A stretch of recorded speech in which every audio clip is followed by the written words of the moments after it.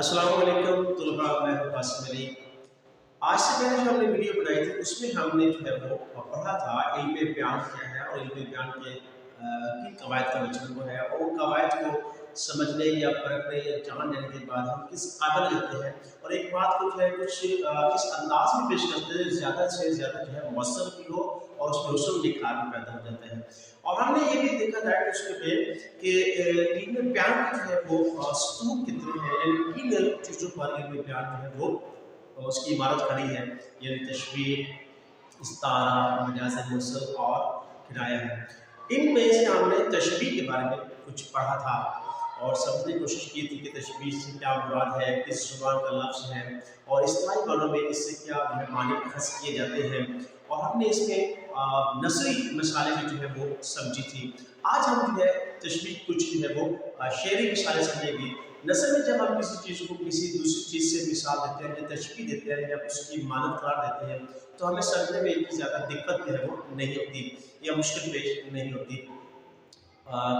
लेकिन वही बात हम जब एक नज़म में एक शेर में अदा करते हैं तो हम थोड़े से जो है वो तामुल करते हैं समझने में कि इसमें किस चीज़ को किस चीज़ से तशबीह दी गई है और कैसे दी गई है।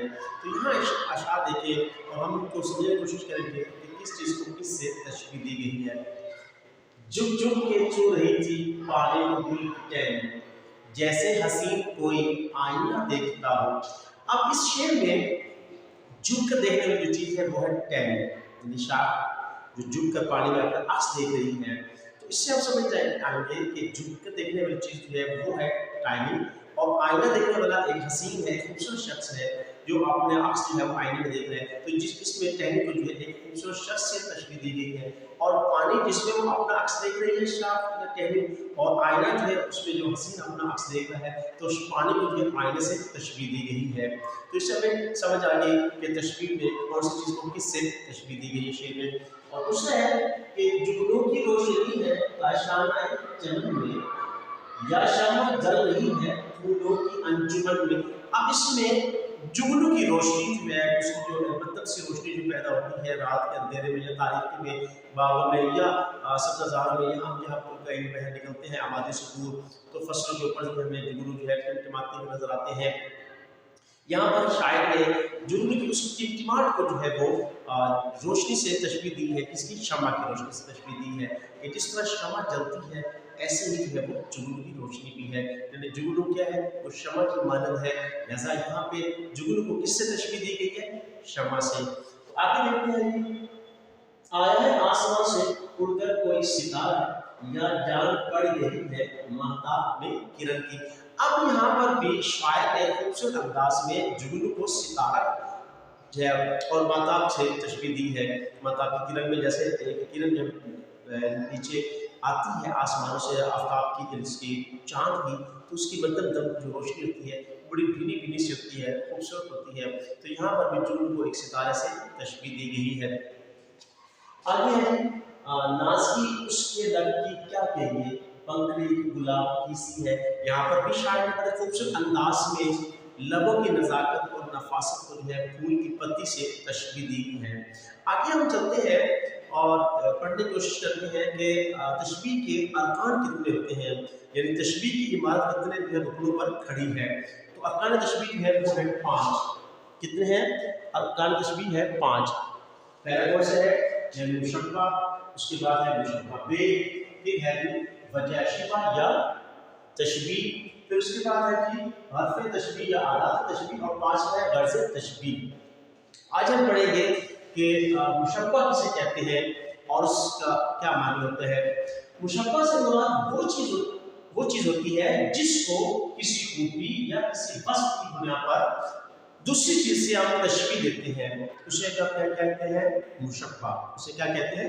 मुशब्बा। यानी वो चीज़ जिसको मुश्तरका खूबी की बिना पर, यानी जो खूबी पहली चीज़ में पाई जाती हो और वही खूबी दूसरी चीज़ में पाई जाती हो। जैसे हमने पीछे पढ़ चुके हैं कि तशबीह देने के लिए मुश्तरका खूबी का होना बहुत ज़रूरी होता है और उसी खूबी की बिना पर हम एक चीज़ को दूसरी चीज़ से तशबीह देते हैं। तो जिस चीज़ को हम उस खूबी की बिना पर, उस वस्फ की बिना पर या उस कैफियत की बिना पर जब हम दूसरी चीज़ से तशबीह देते हैं तो उसे कहते हैं मुशब्बा। مثلا جگنو کی روشنی ہے کاشانہ چمن میں، یا شمع جل رہی ہے پھولوں کی انجمن میں. جیسے کہ اب ہم نے تھوڑا سا مشبہ کیا کہتے ہیں، تو یہاں پہ جگنو کو جو ہے شمع سے تشبیہ دی جا رہی ہے، تو جگنو یہاں پہ کیا ہے، مشبہ ہے. اس کے بعد دوسرا ہے کہ ہمارا مشبہ بے. اب اس میں ہم کرتے ہیں کہ مشبہ بے کیا ہوتا ہے. مشبہ بے سے مراد وہ چیز ہوتی ہے جس سے پہلی چیز کو تشبیہ دی جاتی ہے، جس سے پہلی چیز کو تشبیہ دی جاتی ہے، اسے کیا کہتے ہیں، مشبہ بے. جیسے اوپر والے شعر میں جس میں ہم نے جو ہے جگنو کا پڑھا ہے کہ جگنو کی روشنی ہے کاشانہ چمن میں، یا شمع جل رہی ہے پھولوں کی انجمن میں. تو یہاں پہ جگنو کو جو ہے وہ تشبیہ دی گئی ہے شمع سے. جگنو ہم نے پڑھا کہ یہ مشبہ ہے، اور شمع جو ہے یہ مشبہ بے ہے، کیونکہ جگنو کو شمع سے تشبیہ دی جا رہی ہے، اس لیے مشبہ بے ہی ہے شمع. اس کے بعد تیسرا جو پروگر ہے وہ ہے وجہ شبہ یا تشبیہ. یعنی اس کی وجہ، تشبیہ دینے کی علت، وجہ یا سبب کیا ہوتا ہے، ہم کیوں کسی ایک چیز کو دوسری چیز سے جو ہے وہ تشبیہ دے رہے ہیں.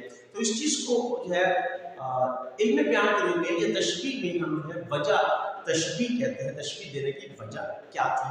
تو ہم نے پڑھا کہ جگنو میں جو ہے روشنی، وہ اس کی جو ہے وہ وجہ بنی تشبیہ دینے کی. اب ہم شعر پڑھتے ہیں تقویہ کا، اکثر ہم جو ہے وہ بیان کیا کرتے ہیں، جو بہت آسان ہے اور تشبیہ کو سمجھانے کے لیے بڑا معقول بھی ہے کہ ناز کی اس کے لب کی کیا کہیے، ناز کی اس کے لب کی کیا کہیے، پنکھڑی ایک گلاب کی سی ہے. اب یہاں پہ لبوں کی نزاکت، محبوب کے ہونٹوں کی جو نزاکت ہے، اس میں نفاست پائی جاتی ہے، باریک پن جو اس کا ہے، وہ پھول کی پتی سے اس نے تشبیہ دی ہے.